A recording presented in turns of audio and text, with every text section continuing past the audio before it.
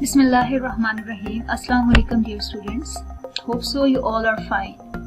We are discussing chapter number 5, that is liquids. In our previous topic we discussed about molecular forces. We discussed intermolecular and intramolecular forces. Then we discussed the first type of intermolecular forces, that is dipole-dipole interaction. Today's our topic of discussion is hydrogen bonding, the second type of intermolecular forces. Now what is hydrogen bonding? Hydrogen bonds are the attractive force between the hydrogen attached to an electronegative atom of one molecule and an electronegative atom of a different molecule. अब हमारे पास hydrogen bonding की अगर हम बात करें तो हम कहते हैं it is the strongest type of intermolecular forces, कि हमारे पास ये जो सबसे स्ट्रॉन्गेस्ट टाइप है इंटरमोलिक्यूलर फोर्सेस की वो हाइड्रोजन बॉन्डिंग है. ठीक है. It is particularly strong from dipole-dipole interaction that exists in molecules in which hydrogen is bonded to a highly electronegative atom. अब हमारे पास हाइड्रोजन बॉन्ड कैसे बनता है कि हाइड्रोजन का बॉन्ड बने किसी और मोलिक्यूल के इलेक्ट्रोनेगेटिव एटम के साथ. हाइड्रोजन इटसेल्फ क्या है? इलेक्ट्रोपॉजिटिव है. तो इसका बॉन्ड बने किसी और मोलिक्यूल के इलेक्ट्रोनेगेटिव एटम के साथ. तो ये हमारे पास होता है हाइड्रोजन बॉन्ड. ठीक है. Hydrogen needs to be attached to a highly electronegative oxygen, fluoride, nitrogen atom. अब हाइड्रोजन बॉन्डिंग कब होगी? जब हमारे पास हाइड्रोजन जो है वो किसी हाईली इलेक्ट्रोनेगेटिव एलिमेंट के साथ या एटम के साथ अटैच होगा.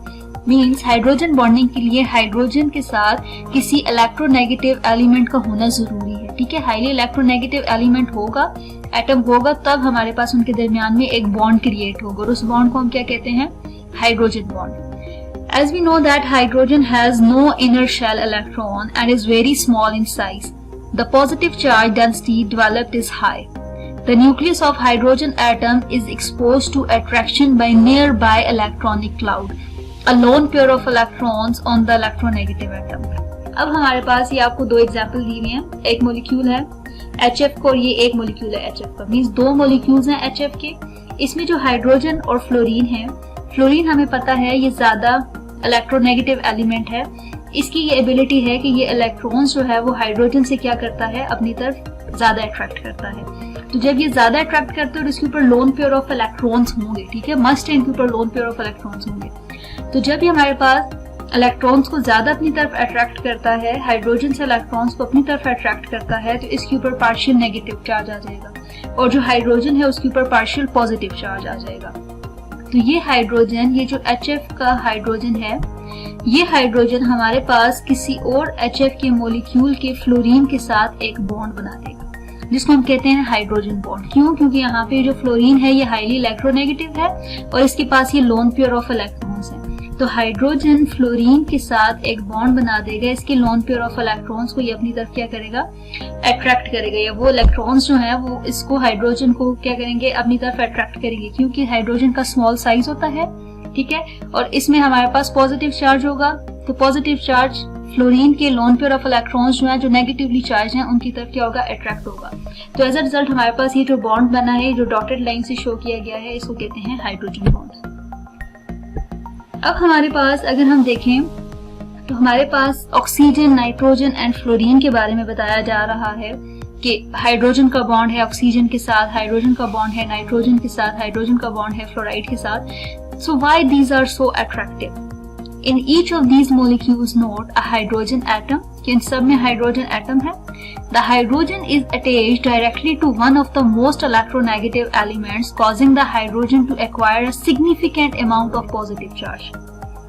Each of the elements to which the hydrogen is attached is not only significantly negative, but also has at least one active lone pair. In these interactions, a hydrogen atom is the donor and the respective electronegative atom is the acceptor of the bond.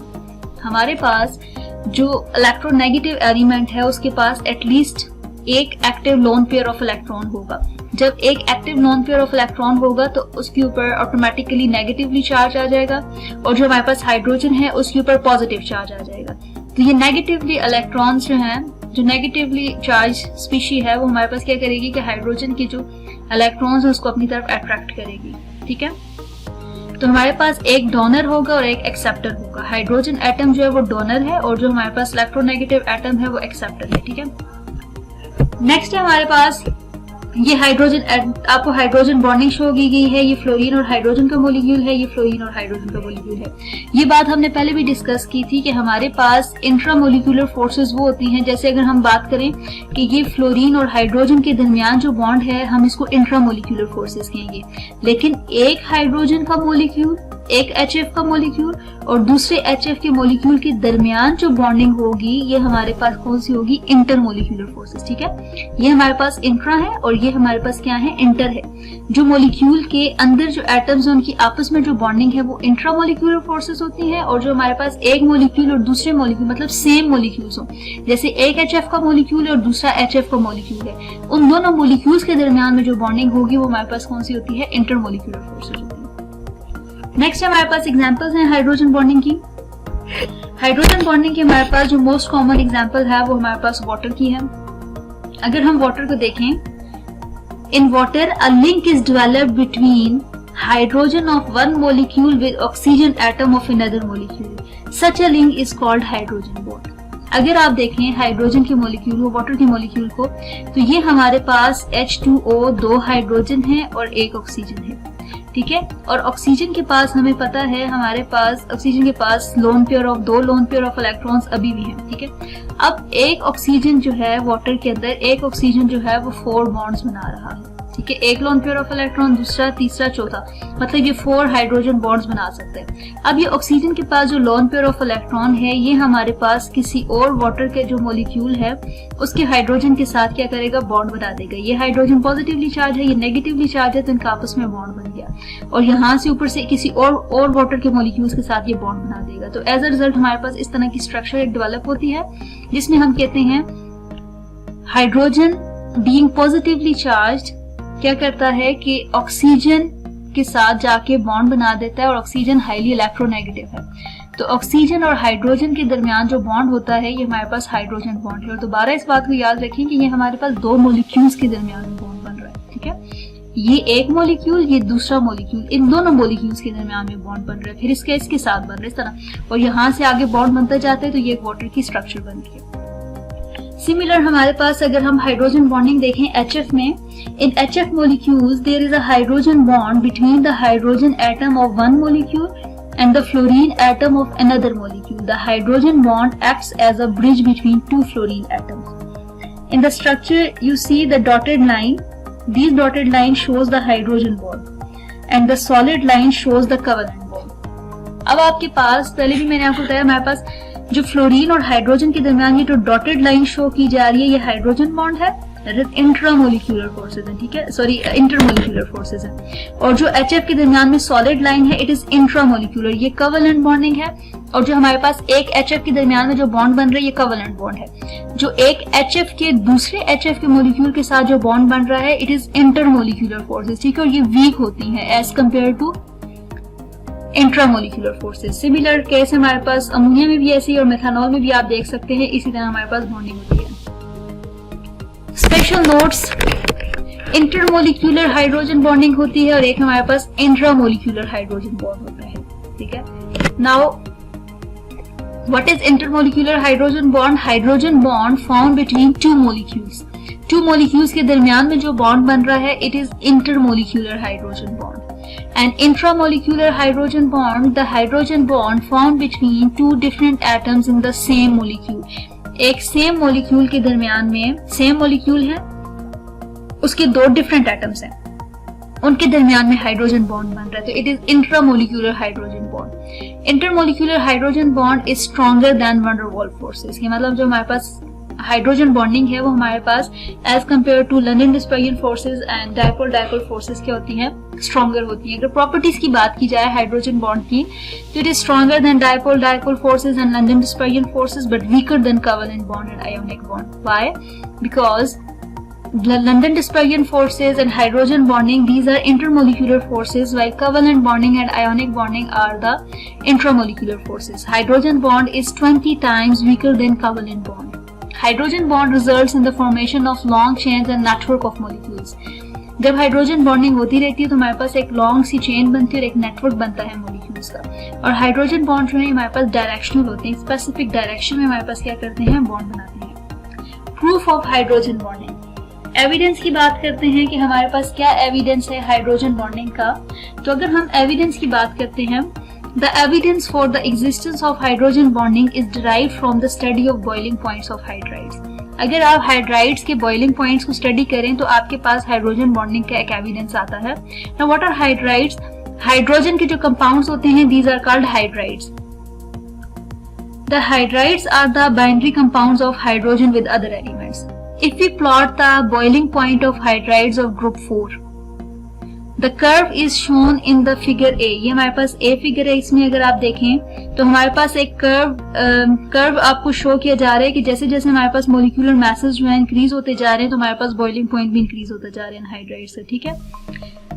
We can say that the shape of the curve shows that the boiling point of hydrides increases with increase of its molecular masses. This is due to increase in London dispersion forces। हमारे पास London dispersion forces increase हो रही हैं। If we plot the boiling points of hydrides of group 5, 6 and 7, the following curves are obtained as shown in figure B। अगर आप figure B में देखें तो हमारे पास हाइड्राइड्स हैं ग्रुप 5 के, 6 के और 7 के।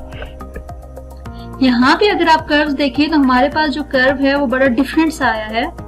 क्यों आया है कि अगर आप देखें जो फर्स्ट मेंबर है जैसे NH3 है, HF है, H2O है, इन तीनों का अगर आप कर्व देखें नॉर्मलस बिहेवियर शो किया गया। फर्स्ट मेंबर जितने भी हैं उन सब के हमारे पास बॉइलिंग पॉइंट जो है वो ज्यादा है, फिर आहिस्ता एक डिप्रेशन से आके फिर इंक्रीज हो रहा है। फर्स्ट मेंबर जितने भी हैं उन सब के हमारे पास बॉइलिंग पॉइंट ज्यादा है, देन डिक्रीज हो रहा है, देन इंक्रीज हो रहा है, ठीक है। फिर वैसे ही मॉलिक्यूलर मैसेज इंक्रीज हो रहे हैं तो हमारे पास वो इंक्रीज करता जा रहा है।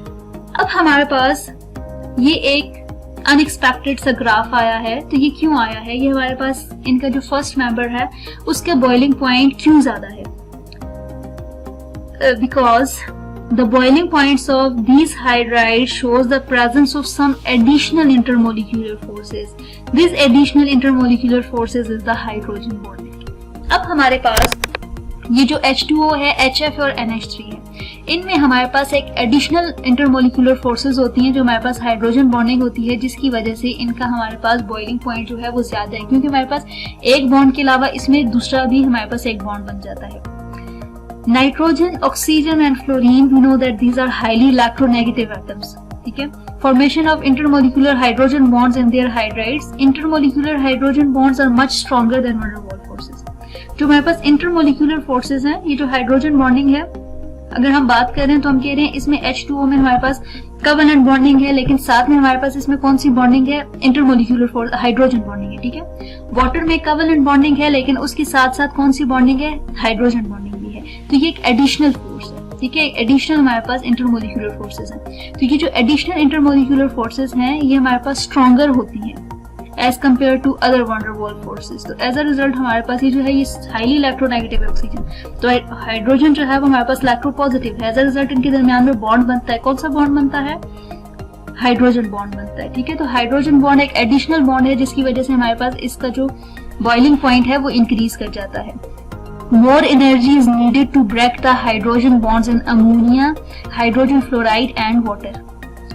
अगर हम यहाँ पे बात करें तो we can say that hydrogen water can form 2 hydrogen bond per molecule।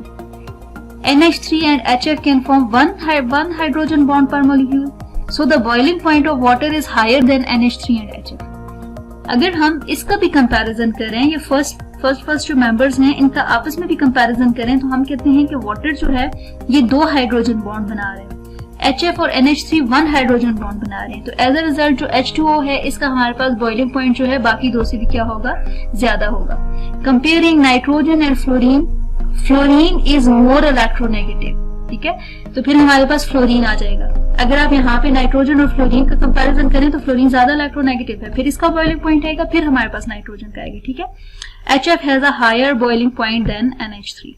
So this is the proof of hydrogen bonding। ये हमारे पास एक एविडेंस है कि जितने भी फर्स्ट मेंबर हैं वो हमारे पास एनॉमलस बिहेवियर शो करते हैं, मींस कि उनका जो बॉइलिंग पॉइंट है वो बाकी मेंबर से ज्यादा होता है। क्यों ज्यादा होता है? क्योंकि उनमें हमारे पास एक एडिशनल फोर्सेस प्रेजेंट होती हैं। वो कौन सी फोर्सेस होती हैं? वो हाइड्रोजन बॉन्डिंग होती है, और हाइड्रोजन बॉन्डिंग जो है वो जो बाकी वैन डर वाल्स फोर्सेस हैं उनसे स्ट्रॉन्ग होती है। ये हमारे पास हाईली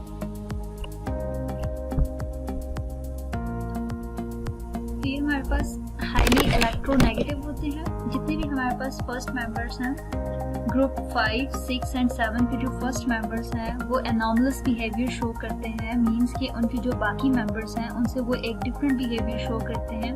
क्या डिफरेंट बिहेवियर शो करते हैं? जो फर्स्ट मेंबर्स हैं उनका बॉइलिंग पॉइंट बाकी अपने ग्रुप मेंबर्स से ज्यादा होता है।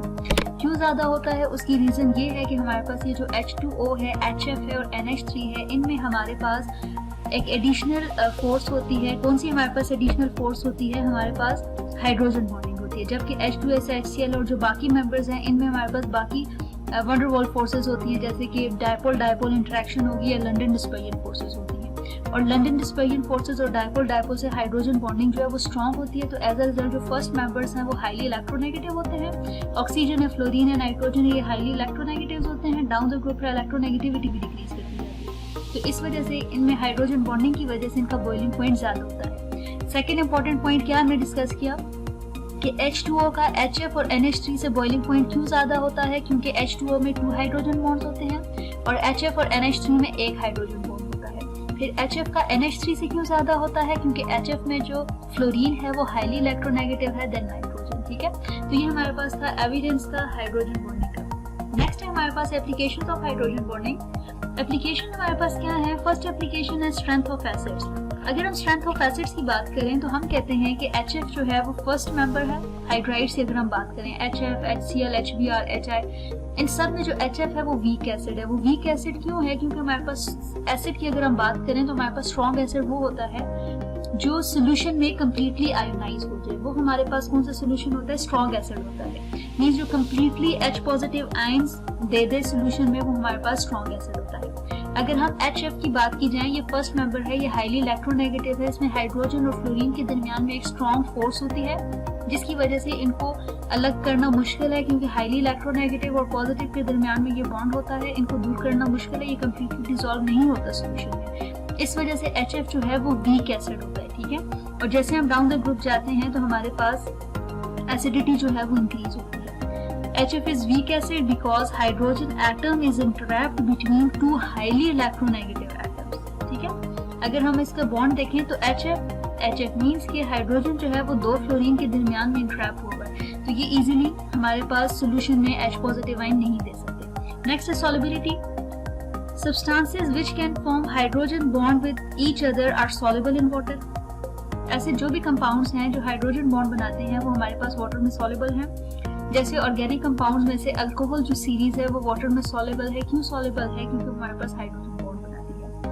Number 3 that is cleansing action. Soaps and detergents are composed of long non polar part and polar part. Non polar part means hydrocarbon change होती है, वो नॉन पोलर पार्ट होता है, और जो पोलर पार्ट जो एन आयनिक पार्ट होता है that is polar part. This allows the soap and detergents to bond with oil and water molecules. The polar part is water soluble, while the non-polar part is oil soluble. Thus, hydrogen bonding helps in cleansing action. ठीक है, जो हमारे पास किसी भी कपड़े के ऊपर कोई स्पॉट है तो वो कैसे रिमूव होता है? कि उधर हाइड्रोजन बॉन्डिंग होती है। कैसे होती है? जो पॉजिटिव और नेगेटिव पार्ट होते हैं सोप और डिटर्जेंट्स के, ठीक है, जो पॉजिटिव और नेगेटिव पार्ट हैं वो कपड़े के जो पॉजिटिव नेगेटिव पार्ट्स हैं उनके साथ बॉन्ड बना के एज अ रिजल्ट हमारे पास जो स्पॉट है वो उससे रिमूव हो जाता है। Number 3 in biological compounds. अगर हम बायोलॉजिकल कंपाउंड्स की बात करें, proteins are the most important part of living organisms. Fibers, hairs, muscles, proteins consist of long chain of amino acids. These long chains are coiled about one another into a spiral. This spiral is called a helix. This spiral helix are linked together by hydrogen bond. So hydrogen bonding is important in biological compounds. Hydrogen bonding in DNA. अगर आप DNA की structure देखें deoxyribonucleic acid की, उसकी 2 spiral chains होती हैं which are coiled about a common axis. They form a double helix ladder type structure. The steps of these ladders are formed by hydrogen bond. उसके steps बने हुए होते हैं वो हाइड्रोजन बॉन्डिंग के थ्रू बने हुए होते हैं। Hydrogen bonding in pants and dyes. The adhesive nature of certain pants and dyes is due to hydrogen bonding. Similarly, sticky action of glue and honey is also due to hydrogen bonding. Food materials. Food materials like carbohydrates include glucose, fructose, and sucrose have OH group in them, which are responsible for hydrogen bonding in them. Last one is structure of ice. Important point. In liquid state, hydrogen bond between water molecules are constantly breaking and reforming because molecules of water are mobile. However, when the temperature is lowered below 4 degrees centigrade, water molecules form permanent hydrogen bonds. Thus, empty spaces are developed in between water molecules and ice is formed. As a result, its volume increases and ice occupy more space than liquid water. Therefore, density of ice becomes less than water, hence it floats on water. So, these are some applications of hydrogen bonding which we see in our daily life. So, this is all about today's lecture. Hope so आपको समझ आई होगी. Thank you for watching.